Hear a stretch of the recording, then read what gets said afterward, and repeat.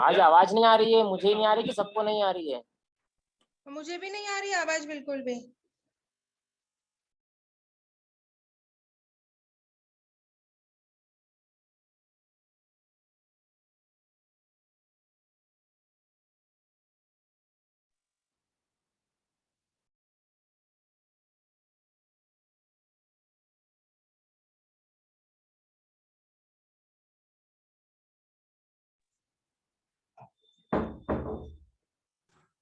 हाँ, तो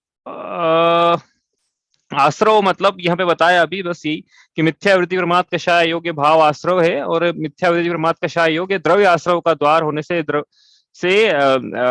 कर्मों का आना होता है, आत्मा में ग्रहण होता है, आत्मा में आना होता है कर्मों का, वो द्रव्य आश्रव है। इसलिए जो बुद्धिवंत हैं, जो दुख नहीं चाहते हैं, वो इसका चिंतन करते हैं कि मुझे ऐसे भाव हो रहे हैं, यदि मेरे ऐसे भाव हो रहे हैं, दूसरों पे नहीं लगाना है अपने को अपने पे लगाना है कि मुझे यदि मिथ्यात्व चल रहा है तो मेरा मिथ्यात्व से होने वाला आश्रव अनंत संसार का कारण है। अनंतानुबंधी कषाय के साथ बनता है, वो अनंत संसार का अनुबंध कराती है। ऐसा मिथ्या, इसलिए पहली भूमिका में जीव को, कल भी शायद कल या परसों क्लास में एंड में बताया था ये, कि पहली भूमिका में जीव को क्या करना चाहिए, मिथ्या, हम संगी पंचेंद्रिय कोई भी हो, चाहे नारकी हो, चाहे देव हो, चाहे मनुष्य हो, तृतीयंश कोई भी हो, जो मिथ्या दृष्टि है, तो वो उसी समय उसी क्षण प्रयास कर सकता है, पुरुषार्थ कर सकता है, और मिथ्यात्व से होने वाले आश्रव का दरवाजा बंद कर सकता है। चाहे हमेशा के लिए भले ही ना हो, चाहे भविष्य में वापस खुल जाए, लेकिन एक बार बंद हो गया ना तो भी समझना बहुत बड़ा काम हो गया, जीवन का सम्यक दर्शन की प्राप्ति हो गई। इसका सम्यक दर्शन की प्राप्ति हो जाए, उसके बाद क्या करे, गृहस्थ यदि दीक्षा नहीं भी ले पा रहा है तो अनुव्रतों को धारण करे, तो अविरति से होने वाला द्वार कुछ सीमित हो जाएगा, पूरी तरह से बंद तो तब होगा जब वो मुनि दीक्षा धारण करेगा तब। लेकिन हाँ, फिर भी पांच अनुष्ठान में जैसा आश्रव जिन प्रकृतियों से नहीं होता है उनका नहीं होगा, मतलब पांच उसके पहले के अनुष्ठानों से जो आश्रव में जो आश्रव होता है, पांच अनुष्ठान में वो नहीं होगा। ठीक है, इस प्रकार से दीक्षा नहीं भी ले रहा है और दूसरी प्रतिमाधारी की चर्चा चल रही है यहाँ पे, तो ये दीक्षा ले और अपना प्रमाद से होने वाला आश्रव भी, और यदि चतुर्थ काल हो तो कषाय भी मंद होती जाएगी, इतना उतना उतना आश्रव कम होता जाएगा, प्लस पूरा कषाय से होने वाला पूरा आश्रव रुके, और अयोग केवली पद प्राप्त करके योग से होने वाला आश्रव भी रुके। सिद्ध पद में पांचों प्रकार के आश्रव, 57 प्रकार के आश्रव फिर नहीं होते हैं, वो तो एक एक करके जैसे जीव आगे बढ़ता जाता है वैसे वैसे आश्रव के द्वार बंद होते चले जाते हैं। इसके अंतर्गत हमने सब पढ़ा, अभी क्या क्या पढ़ा इसमें, कि आश्रव की परिभाषा क्या है, आश्रव के 57 प्रकार के भेद कौन कौन से हैं, आश्रव तत्व में विपरीत श्रद्धान जीव कैसे कैसे करता है, ये सब हमारी विवेचना यहाँ पे हुई है। इसका चिंतन करना है अब, जिसको हमने सब जो अध्याय हम पढ़ रहे थे 12 भावनाएं, उन सब पढ़ी हमने, युगल जी की, मंगत राय जी की, भूधर दास जी की, बुध बुध और दौलत राम जी की, ये सब 12 भावनाएं हमने पढ़ी है। अब आगे चले, इसके पहले बंध तत्व की चर्चा थोड़ी यही करना होगी, क्योंकि आगे कोई बंध भावना नहीं है, क्योंकि आश्रव हुआ है तो बंध हुआ होगा, यदि मतलब योग कषाय साथ में है तो आश्रव के साथ ही बंध की विवेचना यहाँ पर है। बंध की चर्चा अलग से यहाँ पे नहीं करेंगे, मतलब 12 भावना के रूप में बंध की चर्चा अलग से नहीं है, तो आश्रव के साथ ही बंद करें, ताकि क्या है कि 7 तत्वों की विवेचना भी पूरी हो जाएगी हमारी, और हमारा रिविजन भी हो जाएगा। ठीक है, तो किसे कहते हैं बंध, यहाँ से शुरू करते हैं हम जल्दी, आज का शुरुआत करते हैं। बंध किसे कहते हैं, देखो किसे कहते हैं बंध, बताना है आपको, बताओ। कर्मों का आत्मा से बंधना, ये बंध, ऐसी परिभाषा यहाँ आई है। एक और कोई कुछ कहना चाहता है? मिथ्या अविरति प्रमाण कषाय योग का बंधना, बंध भाव, योग नहीं लगाना, योग नहीं लगाएंगे इसमें। मिथ्या अविरति प्रमाद कषाय, इन भावों में आत्मा का बंध जाना, ये बंध है, योग मत लगाना इसमें। और कोई कुछ कहना चाहता है? हाँ, कर्मों का आत्म प्रदेशों से एक में संश्लेष संबंध हो जाना, ये बंध है। और कोई कुछ कहना चाहता है? देखो अपने को 6-7 महीने हो गए हैं, लेकिन जो बेसिक मिस्टेक है वो आज भी हो रही है। द्रव्य बंध और भाव बंध वाले। हाँ, अरे यही है। अब प्रश्न तो ऐसा है, बंध आपको दोनों प्रकार से विवेचना कर रही है उसकी, भाव बंध क्या है और द्रव्य बंध क्या है, दोनों परिभाषाएं बोलनी है। तो आपने जो भी परिभाषाएं बोली है अधिकतर वो द्रव्य बंध की, कि आत्मा में, आत्मा से कर्म का बंध जाना, आत्मा का कर्म प्रदेशों से संश्लेष संबंध को प्राप्त होना, एक मेक बन जाना, इस प्रकार से ये सब द्रव्य बंध की परिभाषा है। भाव बंध की क्या परिभाषा है, आत्मा के ऐसे परिणाम जिनसे द्रव्य बंध, कितनी आसान है परिभाषा, ये आश्रव बंध संबंध निजा सबकी यही परिभाषा है। मतलब बस कर्मों एक एक दो शब्द आगे पीछे है बस। आत्मा कैसे परिणाम जिनसे द्रव्य आश्रय होता है, आत्मा कैसे परिणामों को भाव आश्रय कहते हैं। आत्मा कैसे परिणाम जिनसे द्रव्य बंध होता है, आत्मा कैसे परिणामों को भाव बंध कहते हैं। आत्मा कैसे परिणाम जिनसे द्रव्य संवर होता है, आत्मा कैसे परिणामों को भाव संवर कहते हैं। आत्मा कैसे परिणाम जिनसे द्रव्य निर्जरा होती है, आत्मा कैसे परिणामों को भाव निर्जरा कहते हैं। ये 4 में लगाना, मोक्ष मत लगाना इसको। आत्मा कैसे परिणाम जिनसे, तो ऐसा नहीं, वो परिभाषा अलग प्रकार से बनाएंगे मोक्ष की हम। ठीक है, तो ये इस प्रकार से दोनों में लगाना है। तो फिर प्रश्न उठाते हो, तो परिभाषा 2 बन गई, अब द्रव्य बंध भाव बंध। हाँ, सब में लगेगी ये, हर जितने भी तत्व है, आश्रव बंध संवर निर्जरा, इनकी 2-2 परिभाषा है सबकी। देखो नीचे लिखा भी था अपन ने यहाँ पे, सब शुरुआत ही ऐसे की थी, कर्मों का आत्मा से बंधना, और ये द्रव्य बंध है, और भाव बंध आत्मा कैसे परिणाम जिनसे द्रव्य बंध होता है। तो पहले समझते हैं कर्मों का आत्मा से आत्म प्रदेश से बंधना मतलब क्या है। अब क्या है कि जो कर्म मिथ्यावृत्ति प्रमाद कषाय योग के द्वारा लाए गए हैं, आत्मा में ग्रहण किए गए हैं, अभी बंधन को प्राप्त नहीं हुए हैं, अभी बस ये आए हैं। आने के बाद क्या होगा, आने के बाद यदि कषाय है जीव में, तो वह कषाय के कारण बंध को प्राप्त होंगे। कौन? कर्म के परमाणु, मतलब कार्माण वर्गणाएं कर्म परिणत होकर आत्मा के साथ संश्लेष संबंध को प्राप्त होगी। जो कार्माण शरीर है उसी में, उसी के साथ बंध होगा। ऐसा नहीं है आत्मा के साथ कुछ बिल्कुल नया, वो तो जो पुराना कार्माण शरीर है उसी में ये नया कर्म जो है आके बंध को प्राप्त हो जाता है। लेकिन कार्माण शरीर स्वयं आत्मा से बंधा हुआ, इसलिए हम ऐसा कहते हैं कि आत्मा से बंध को प्राप्त हुआ है।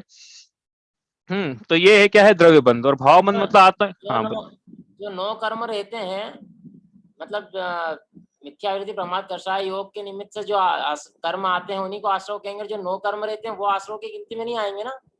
यहाँ पे जो कर्म की विवेचना कर रहे हैं हम, वो इन कार्माण वर्गणा जो कर्म में बदलने योग्य है, जिसमें फलदान शक्ति है, उस कर्म की बात कर रहे हैं। या 9 कर्म की विवक्षा नहीं है इनमें, बंध में।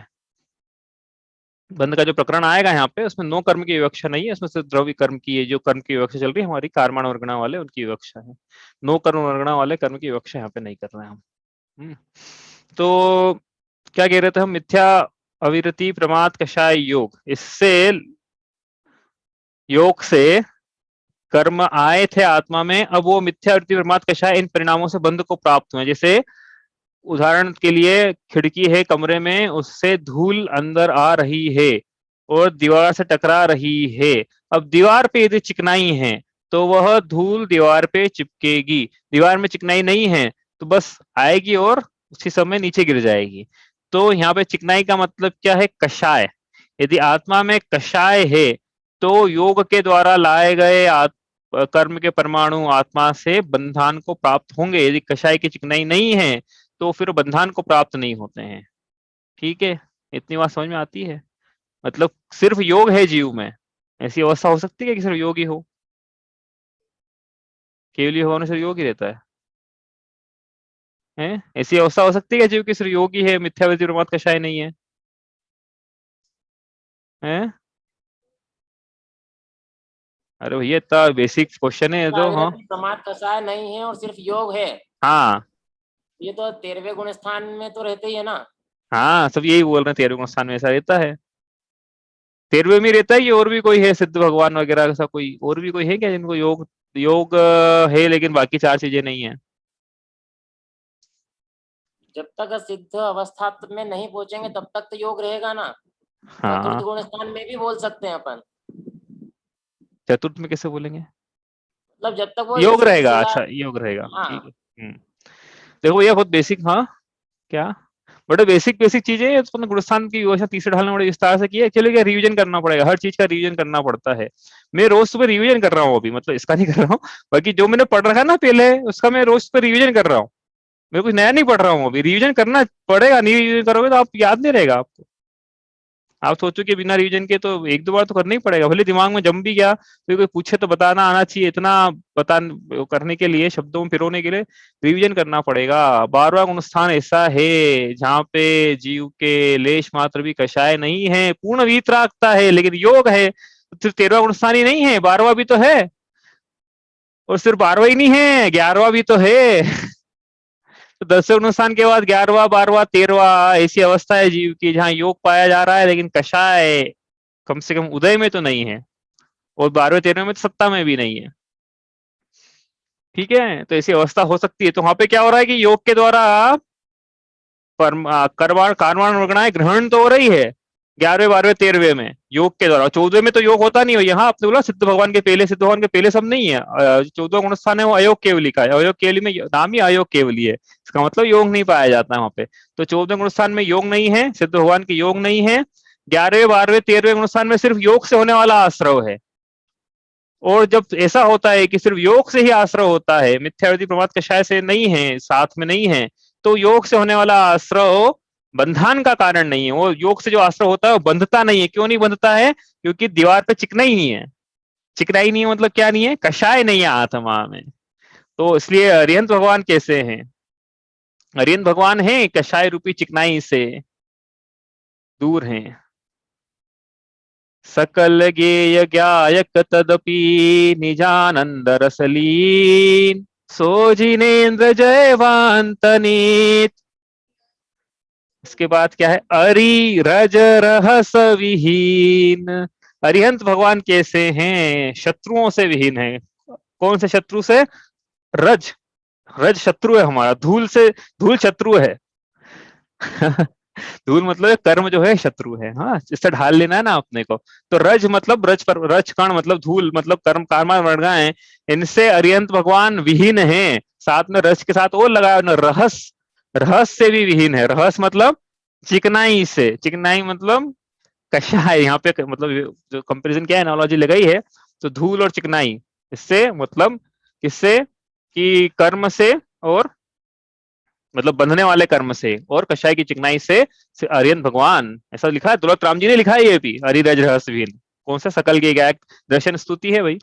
मैंने आपको बताया था कि विनय पाठ में कभी कभी मैं वो पढ़ता हूँ वैराग्य भावना, तो मैं कभी कभी ये भी पढ़ता हूँ साथ में। सकल मतलब साथ में, मतलब किसी दिन सकल के गायक तदपि, ऐसे नहीं किसी विनय पाठ ही पढ़ेंगे तो ये पूजा शुरू होगी।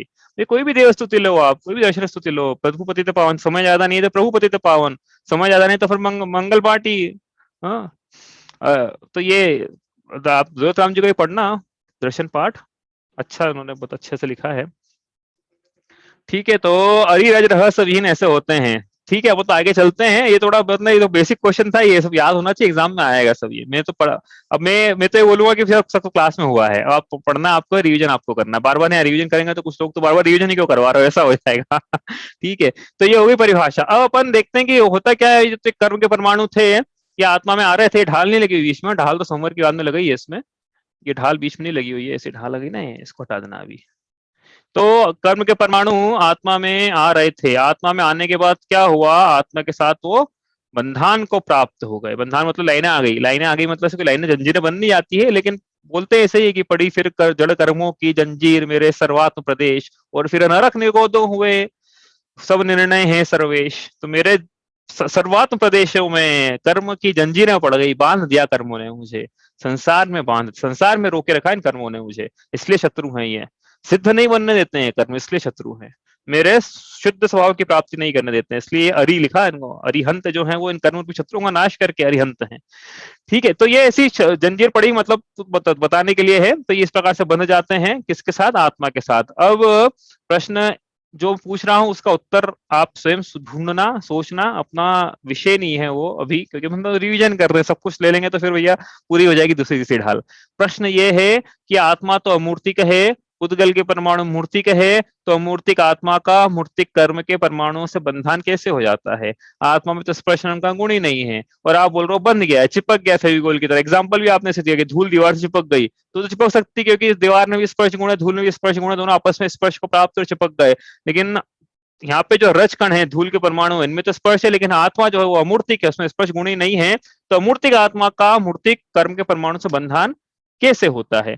ये अब यह विषय अपना आज का नहीं है। ठीक है, सोच लेना आप, विचार करना, नहीं होता है तो अपन देखते हैं, अभी विषय आएगा देखेंगे, अभी तुमको लगता नहीं आएगा अब इसका। चलो, बंध के भेद, जैसे आश्रव के भेद किए हमने, तो बंध किन कारणों से होता है? एक्चुअली बंध के भेद के पहले यहाँ पे लिखा था ना कि आत्मा के ऐसे परिणाम जिनसे द्रव्य बंध होता है। आत्मा के ऐसे कौन से परिणाम है जिनसे द्रव्य बंध होता है? तो आत्मा के परिणाम कौन कौन से लगाना? वही जो आश्रव में लगाए थे। जो जिन परिणामों से आश्रव होता है उनसे बंध भी होता है। अच्छा, तो योग से ही बंध होता है क्या? देखते हैं होता है क्या। लेकिन लगाना सब मिथ्या, अविरति, प्रमाद, कषाय, और किसी अपेक्षा से योग भी लगा लेना। अभी तो मैंने बोला था कि योग से नहीं होता है, अब बोल रहा हूँ योग से होता है, तो अपेक्षा देखते हैं कौन सी है वो।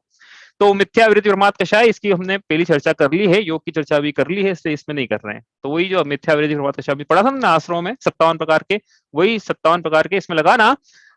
योग की चर्चा थोड़ी सी अलग अलग टाइप की होगी, लेकिन इसमें तो अपन देखते हैं। उसके पहले वो समझने के पहले बंध के भेद समझना होंगे। बंध 4 प्रकार का है, प्रकृति, स्थिति, अनुभाग और प्रदेश। तो जो कर्म के परमाणु आत्मा के साथ संबंध को प्राप्त हुए हैं, कर्मण वर्गणाएं कर्म रूप बदल गई हैं इस प्रकार से कि अब ये कर्म संश्लेष संबंध को प्राप्त है, भविष्य में उदय में आएगा, तो उसका उदय आत्मा को भुगतना होगा। ऐसी फलदान शक्ति है उसमें, किसमें? कर्म में।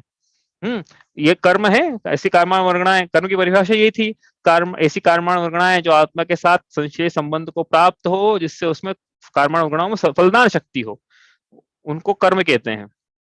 ठीक है, तो अब ये कर्माण वर्गणाएं कर्म रूप में बदल गई है, बंध को प्राप्त हो गई, कर्म में बदल गई। कर्म आत्मा के साथ बंधन को प्राप्त, संश्लेष संबंध को प्राप्त है, भविष्य में अब कभी उदय में आएगा। ये इतना यहाँ तक क्लियर है। अब क्या है? कर्म फलदान शक्ति बोला उसमें, तो किस प्रकार का फल देगा कर्म? कुछ न कुछ फल भुगतना होगा आत्मा को। मतलब ये जो संसार को चलाने वाला है ना, ये, और अपन को लगता है कोई करता धरता हरता विश्व के एक एक को फल देते होंगे, पद्मावती क्या एक एक घर जाती होगी, उसको फल देती होगी अपने कर्मों का। कोई फल देने वाला नहीं है। शुभ अशुभ कर्म फल जेते, भोगे जी एक ही तेते। पढ़ के आ गए हैं? कहाँ पढ़ के आ गए हैं? अरे अभी पढ़ा छड़ाला में, एकत्व भावना में। शुभ अशुभ कर्म फल जेते, भोगे जी एक ही तेते। पढ़ा कि नहीं पढ़ा? तो ये कर्म ही फल देते हैं, ये कोई भगवान आके फल नहीं देते हैं अपने भक्तों को। हाँ, कोई भी देवी देवता भुवनवासी यंत्र वैमानिक, ये इनको इतनी फुर्सत है क्या? ये तो अपने भोग भोगेंगे कि अपने पीछे भागेंगे, लो इसको फल लेना है, आकुलित आकुलित होंगे कि अरे इसने शुभ कार्य किए, इसको मैं फल दूं, इसने अशुभ किए, इसको मैं सजा दूं। कोई भगवान कोई फल देने वाले नहीं है। ये सिस्टम अपने आप चल रहा है प्रकृति में। ये थर्ड पार्टी की जरूरत ही क्या है? चल तो रहा है अपने आप, स्वतः व्यवस्था चल रही है प्रकृति में। अपन दूसरों को कर्ता बनाए यहाँ पे, तो ये अपनी बुद्धि का दोष है। किसी को इतना अपने लिए, इतने जीव हैं संसार में, वो अपना यही काम करते रहेंगे कि क्या अपना अपना लेखा जोखा अकाउंटेंट बना दिया भगवान को, जैसे अपन ने कि इनका लेखा जोखा लिखो साहब आप, और फिर जो उनका देखना किसने क्या किया। इतना तो आप तो विचार करो ना इसका, ऐसा नहीं होता है। तो फिर फल कौन देता है? ये कर्मी फल देते हैं। अब किस प्रकार का फल देंगे? तो जिस टाइप का फल देंगे वो डिपेंड करता है कि प्रकृति बंध किस प्रकार का हुआ था। तो जो बंध हुआ है उसका एक प्रकार है बंध का प्रकृति, कि जो कर्म का परमाणु बंधा है वो भविष्य में आके किस टाइप का फल देगा। टाइप मतलब, अब टाइप मतलब क्या होता है? टाइप अलग अलग प्रकार के होते हैं। क्या वो ज्ञान में बाधा डालेगा? क्या वो दर्शन में बाधा डालेगा? क्या वो सुख में बाधा डालेगा? क्या वो वीर्य में बाधा डालेगा? वो शरीर कैसा देगा, आयु कैसी देगा, गति कैसी देगा, और इंद्रियों के विषयों में सुख का अनुभव कराएगा कि दुख का अनुभव कराएगा, वो उच्च गोत्र देगा कि नीच गोत्र देगा, इस प्रकार से। तो ये फल हुआ कर्मों का जो बताया अभी ना। ये तो कितने प्रकार के फल हैं ये, इस प्रकार के अपन टाइप करें ब्रॉड कैटेगरी, तो 8 प्रकार के फल होते हैं इसे, ब्रॉड कैटेगरी। हाँ, और माइन्यूट करेंगे तो हो तो जाएंगे फिर, लेकिन समझने के लिए 8 कौन कौन से अष्ट कर्म धनाएं बोलते हैं ना अपन, वो 8 प्रकार के। ज्ञानावरण, दर्शनावरण, इसके बाद क्या लेते हैं अपन? मोह, हाँ चलो घाती से कर लो। ज्ञानावरण, दर्शनावरण, मोहनीय, अंतराय, आयु, नाम, गोत्र और वेदनीय। घाती में अब क्या फर्क करा अपन देखते हैं अभी, लेकिन ये सही ऑर्डर नहीं है। हाँ कर्म ये तो घाती से कर लिया अपन ने इसको, सही ऑर्डर कुछ और है इसका। ऑर्डर है मतलब इसका, हर चीज का ऑर्डर होता है याद करने के लिए कि किस कर्म की 8 प्रकृतियां याद करनी है तो किस क्रम में याद करें, वो ये इसका क्रम है। उतना विषय अपन खोलेंगे नहीं आज तो, कि क्यों ऐसा क्रम है वगैरह वगैरह, वो आप गवर्नमेंट सर जी कर्म कांड में पढ़ लेना। तो ये प्रकृति की बंध, ठीक है, किस प्रकार का टाइप। अब जो कर्म बंधा है वो कब फल दे, कब तक बंधा हुआ रहेगा आत्मा के साथ? हमने बोला कि भविष्य में आके फल देगा। तो भैया भविष्य मतलब कितना ड्यूरेशन भी तो होना चाहिए ना उसकी, कब आके दे? तो जो कर्म का आत्मा के साथ बंधे रहने का जो काल है, कि जब तक वो बंधा हुआ है, और जब तक बंधा हुआ है तब तक उसका आबादा काल चल रहा है। मतलब आबादा काल मतलब कि सत्ता में तो है लेकिन उदय में नहीं है, बाधा नहीं दे रहा है कर्म को, तो आबादा काल चल रहा है। आबादा काल के बाद उदय में आना शुरू होगा तो फिर फल देगा। तो जो स्थिति कितनी है उसकी बंधे रहने की, वो हुआ स्थिति बंध। मतलब जो कर्म बांधा था कब तक बंधा हुआ रहेगा आत्मा के साथ में।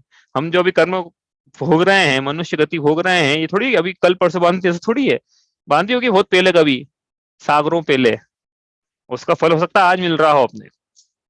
हाँ, तो इसलिए कोई ऐसा बोले कि भैया हमने ऐसे क्या पाप कर्म किए थे इस जन्म में जो हमको ऐसा दिन देखने को पड़ रहे हैं, तो भैया इस जन्म में नहीं किए होंगे, कोई इस जन्म के थोड़ी भुगत रहा है जीव, तो सागरों पहले के, कोड़ा कोड़ी सागर पहले के भुगत रहा है, आज के थोड़ी कर्म है ये। इसलिए आश्रव दुखकार घनेरे कब कौन सा कर्म उदय में आके किस प्रकार से परिणित हो जाए कुछ कह नहीं सकते हैं।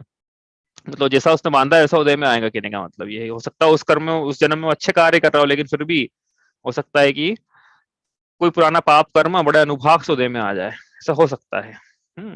इसलिए ऐसा मत समझना कि धर्मात्माओं पे विपदा नहीं आती है, और धर्मात्माओं पे विपत्ति आ जाए तो देख के धर्म से विमुख भी मत हो जाना कि तो इतना धर्म करते हैं इनके जीवन में कैसे विपत्ति आ गई। भैया वो आज का कर्म नहीं था, वो हो सकता है बहुत पुराना कर्म हो, और जिसको भी आप विपत्ति मान रहे हो वो व्यक्ति उसको विपत्ति मान रहा है क्या, वो अजीव, उससे भी जाके पूछना एक बार, तो वो तो बोला कर्मों की व्यवस्था है, हो सकता है वो इस प्रकार से वो समता का भाव धारण किया, और विपत्ति तो अपन मान रहे हो उसको। हाँ बहुत इसमें विवक्षा है, अपन तो आगे चलते हैं। तो स्थिति बंद हुआ, अनुभाग बंद, हमने बोला ना फलदान शक्ति, कर्मों की फलदान शक्ति, किस इंटेंसिटी से फल देगा वो, कि भविष्य में उदय में आएगा कितनी तीव्रता से फल देगा, साता वेदनी है तो कितनी तीव्रता से इंद्रियों के विषयों में सुख का अनुभवन कराएगा, असाता वेदनी है तो कितनी तीव्रता से इंद्रियों के विषय में दुख का अनुभवन कराएगा, तो इंटेंसिटी हुई अनुभाग। और हमने बोला कर्म के परमाणु आगे बंधते हैं, तो कर्मों के परमाणु की संख्या कितने बंधे, एक समय में कितने बांधे, उनको बोलते हैं प्रदेश बंध। तो इस प्रकार से 4 प्रकार के क्या हुए, बंध के भेद हुए हैं, प्रकृति, स्थिति, अनुभाग और प्रदेश। कुछ पूछना है इसमें आपको? द्रव्य क्षेत्र काल भाव में इसको डिवाइड कर सकते हैं, लेफ्ट में लिखा है वो तो अपन कर नहीं रहे हैं, लेकिन मतलब मोटा मोटा करें तो द्रव्य जो है प्रकृति है, स्थिति होगी काल, अनुभाग हो गया भाव, और प्रदेश हो गई, प्रदेश हो गया क्षेत्र। इस प्रकार से ये है 4 प्रकार के बंधों के भेद, मतलब बंध के वो भेद भी लगाना आप जो पहले 57 प्रकार के पढ़े हैं, लेकिन ये 4 प्रकार से अलग प्रकार के भेद हैं, और द्रव्य बंध भाव बंध वो अलग प्रकार से भेद हैं, ठीक है। और भी बहुत सारे भेद कर सकते हो आप, इसको डिपेंड करता है।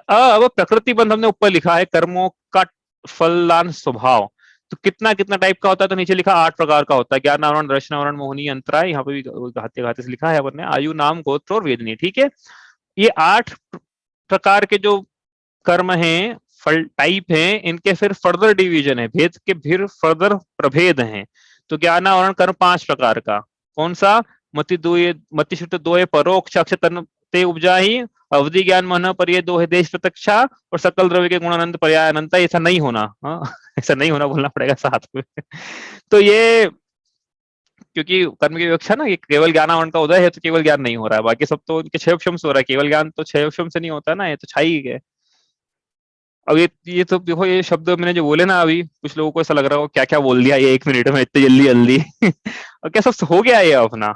अब मैं आपको कुछ वो नहीं कर रहा हूँ कि आपको याद नहीं है या कुछ आपको वो नहीं है, लेकिन मैं आपको सही बोला, रिवीजन करो आप, ठीक है। तो ज्ञान आवरण के 5 भेद, मति, श्रुत, अवधि, मन, पर्य, केवल, ये क्या है, ये तो ज्ञान के भेद है। ज्ञानावरण के भेद बनाने के लिए इसका आगे ज्ञानावरण लिखना पड़ेगा, मति ज्ञानावरण, श्रुत ज्ञानावरण, अवधि ज्ञानावरण, मन, पर्य ज्ञानावरण, केवल ज्ञानावरण ना। ज्ञानावरण कर्म की जो प्रकृति है इसके 5 भेद है। तो इसका मतलब ये मत समझना कि जीव को अभी जो वर्तमान में ज्ञान है वो मति ज्ञानावरण कर्म के उदय के कारण है, ऐसा मत समझ लेना। बेसिक है ये तो भैया, ऐसी गलती मत कर लेना, तो मालूम चला वरना पढ़ लिया और ये भी गलती। जीव को जब भी ज्ञान पाया जा रहा है वो कौन से कर्म के उदय से, बताओ आप, आपको बताना है, बड़ा बेसिक क्वेश्चन है। अभी मुझे जो ज्ञान पाया जा रहा है वो कौन से कर्म के उदय से ज्ञान पाया जा रहा है?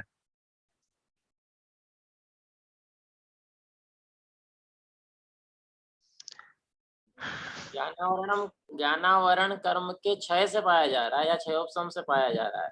हाँ, ये कर्म के उदय से ज्ञान नहीं होता है। हम प्रश्न क्या था कि कौन से कर्म के उदय से ज्ञान पाया जा रहा है, कर्म के उदय से ज्ञान नहीं होता है, कर्मों के 6 उपशम से होता है या 6 से होता है।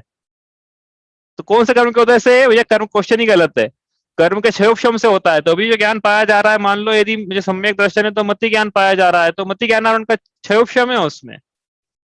इसी प्रकार शुद्ध ज्ञान आवरण के 6 उपशम से शुद्ध ज्ञान, अवधि के 6 उपशम से अवधि ज्ञान, मन पर्य ज्ञान आवरण के 6 उपशम से मन पर्य ज्ञान, और केवल ज्ञान आवरण के बोलो 6 उपशम नहीं बोलोगे, 6 से केवल ज्ञान, ठीक है। तो इस प्रकार से ये है, ठीक है ना, समझ में आ रहा है ना, ज्ञान आत्मा का स्वभाव है, कर्म के अधीन नहीं है मेरा ज्ञान। कर्म तो उल्टा ज्ञान में दोष लगा रहा है, प्रकट नहीं होने दे रहा है। जैसा स्वभाव है केवल ज्ञान स्वरूप को हम, वो पकड़ उसमें क्यों नहीं हो रहा है, ये पर्याय में ज्ञान के कारण, ये ज्ञानावरण कर्म के कारण ये दोष लगा रहा है, प्रकट नहीं होने दे रहा है। इसी प्रकार दर्शनावरण कर्म ये क्या करता है, दर्शन में बाधा डालता है। यहाँ पर दर्शन का परिभाषा क्या है बताओ? ज्ञानावरण क्या दर्शनावरण लिखा ना कर्म, यहाँ दर्शन की परिभाषा क्या लगाना है अपने को?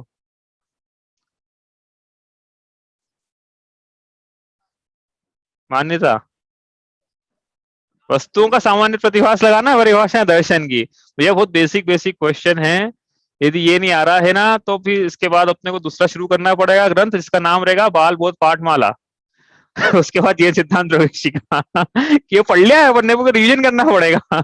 क्या वो बेसिक बेसिक क्वेश्चन है, तो मेरे को समझ में नहीं आ रहा है आपको क्यों नहीं आ रहा है, तो अपने रिवाइज नहीं करा इसका मतलब। दर्शनावरण वस्तुओं का, क्योंकि वस्तुओं के सामान्य प्रतिभास होने पर यह आवरण डाल रहा है, तो कौन कौन से इसके भेद हैं अभी तो यही नहीं प्रतिभाषा पता तो अपन भेद कैसे करें, लेकिन कर लेते, थोड़ा लिखा है सामने इसलिए। चक्षु अचक्षु अवधि केवल, तो चक्षु इंद्रियों के माध्यम से होने वाला वस्तुओं का सामान्य प्रतिभास, उसमें जो बाधा डाले वो चक्षु दर्शनावरण, ऐसा लगाना। इसी प्रकार बची हुई इंद्रियों में दर्श के माध्यम से जो वस्तुओं का सामान्य प्रतिभास होता है उसमें जो बाधा डाले वो अचक्षु दर्शनावरण। अवधि दर्शन में जो बाधा डालता है वो अवधि दर्शनावरण, इसके केवल दर्शन में बाधा डाले केवल दर्शनावरण। ठीक है, ये तो चार तो हुई, साथ में 5 प्रकार की निद्राएं हैं, ये भी दर्शन में बाधा डालती है।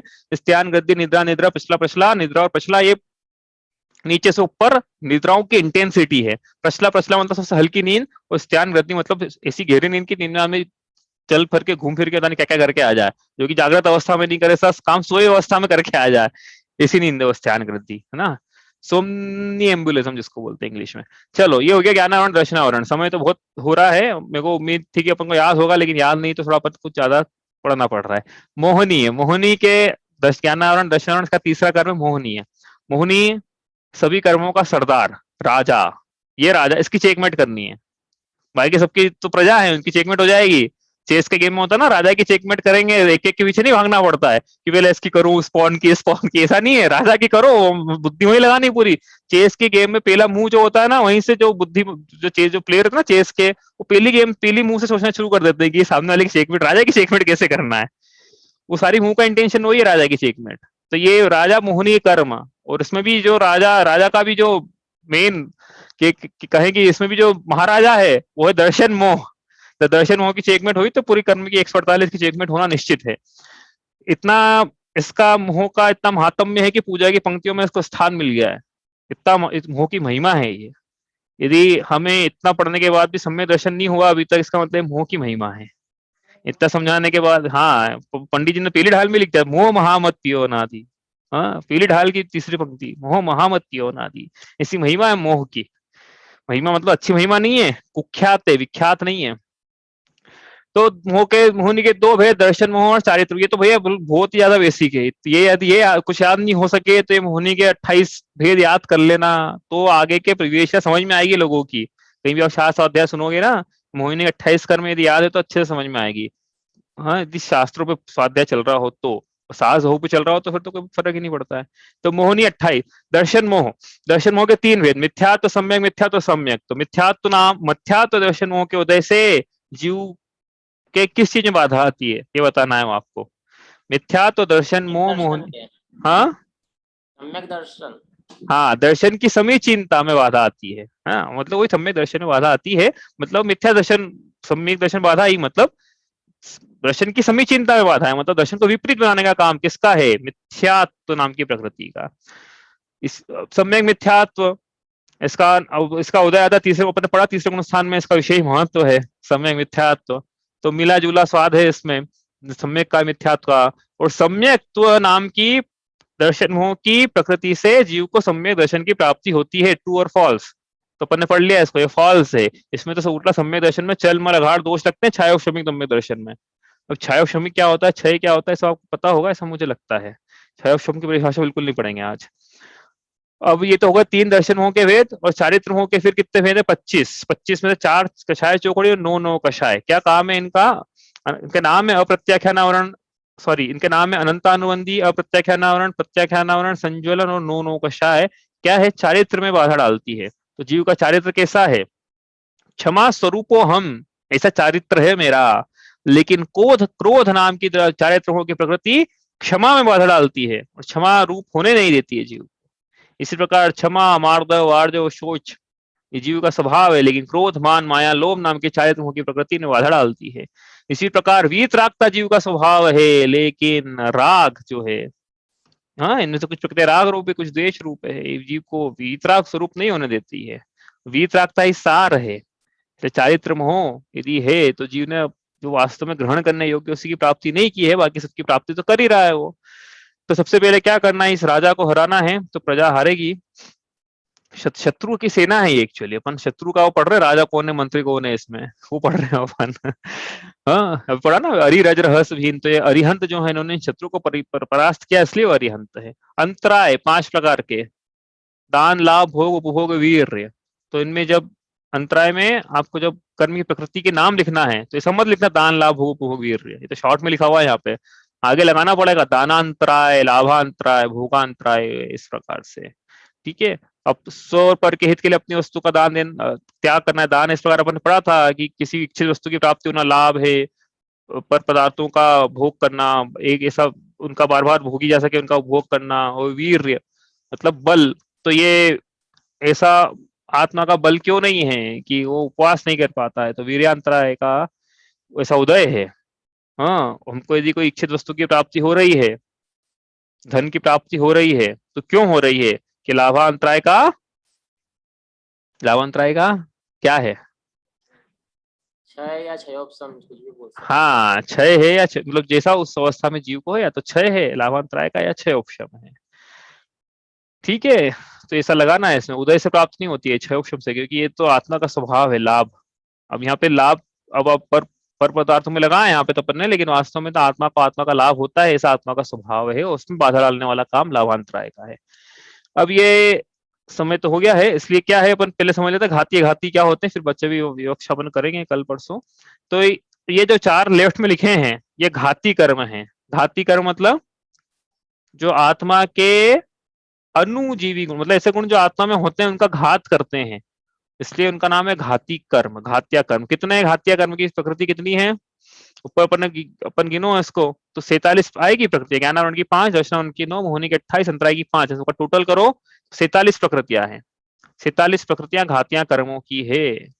यह सब मेरे गुणों का घात कर रही है, एक भी अच्छी नहीं है इसमें से, सबकी सब पाप रूप है। एक भी, मतलब जब जीव ने मतलब बोला था ना, एक बार पहले भी व्याख्या की थी इसकी, जब पुण्यार्जक घर में लाता है ना, पुण्य कमा के, एक समय प्रबद्ध परमाणु मान देते उसने, तो टाइप की अपेक्षा ही देख ले तो 50% तो डेफिनेटली पाप रूप है उसमें, क्योंकि उनमें पुण्य की एक भी प्रकृति नहीं है। और बांधेगा जरूर वो, ऐसा नहीं है कि पुण्य बांधेगा तो सर ये राइट वाले ही बांधेगा, लेफ्ट वाले बंधेंगे ही नहीं। अरे वो जो एक समय प्रबद्ध बनता है ना, तो सबको बंटवारा होता है, ज्ञानावरण में इतना जाएगा, दर्शनावरण में इतना जाएगा, होता ही होता है वो, ऐसा हो नहीं सकता कि नहीं हो। दर्शनावरण में इतना जाएगा, मोहनी में इतना जाएगा, मोहनी में भी फिर वो जैसे से आगे बढ़ गया वैसे कम होता चले जाएगा, लेकिन जाएगा जरूर मोहनी में भी। अंतराय 10 स्थान तक तो जाएगा, अंतराय बंटवारा होता है ऐसा। तो ये बंटवारा होता है जब एक समय प्रबद्ध बांधा, मान लो 8 किलो बांधा है, तो 4 किलो तो पाप रूपी बांधा है उसने, मोटा मोटा देखें अपन तो। ठीक है, इसलिए पुण्य को श्रद्धा में उपादेय मानना यह आसत संबंधी भूल है। और पुण्य का उदय अच्छा है, पुण्य का बंध अच्छा है, पुण्य के उदय में इच्छित वस्तु की प्राप्ति होती है, ऐसा श्रद्धा रखना है। बंध तुम भी श्रद्धा, हम पढ़ेंगे बंध तुम भी श्रद्धा। तो ये घाती कर्म है 47 प्रकार के। इसके अपन ने फिर 2 भेद किए, क्योंकि इनमें से कुछ प्रकृतियां ऐसी है जो आत्मा के प्रतिपक्षी गुणों का पूरा पूरा घात करती है, उनको बोलते सर्वघाती है। कुछ प्रकृतियां ऐसी है जो आत्मा के प्रतिपक्षी गुणों का पूरा पूरा घात नहीं कर पाएगी, तो उनको देशघाती बोलते हैं। ऐसी भी प्रकृतियां जो पूरा पूरा घात नहीं करती, जैसे मति ज्ञानावरण, ये जो कर्म है ना, ये आत्मा के मति ज्ञान का पूरा पूरा घात करने में सक्षम नहीं है। आत्मा इतना बलशाली करने नहीं देता है, उसको पूरा तो नहीं करने देंगे हम तेरे को घात। तो इसका मतलब ज्ञान की हमेशा प्रकटता जीव को रहती है, चाहे वो निगोद में ही क्यों न चले जाए, कुमति ज्ञान उसको पाया ही जाएगा। कुछ न कुछ उसके अक्षर के अनंतवे भाग इतनी उघाड़ जो ज्ञान का है, प्रकटता, क्षयोपशम, वो हमेशा बना ही रहता है। और पढ़ेंगे इसके बारे में कल, कितनी प्रकृतियां सर्वघाती, कितनी देशघाती। कल पढ़ेंगे घाती कर्म की प्रकृतियां, और उसके बाद थोड़ा सा और विषय प्रकृति के अलावा प्रदेश, स्थिति, अनुभाग, ये भी पढ़ेंगे। उसके बाद आगे चलेंगे। ठीक है, कोई प्रश्न हो तो आप कल लाइएगा। निज निधि निज में बताई, यह अनंत उपकार है। इसके लिए जिन वाणी माँ को वंदना शत बार है, वंदना शत बार है।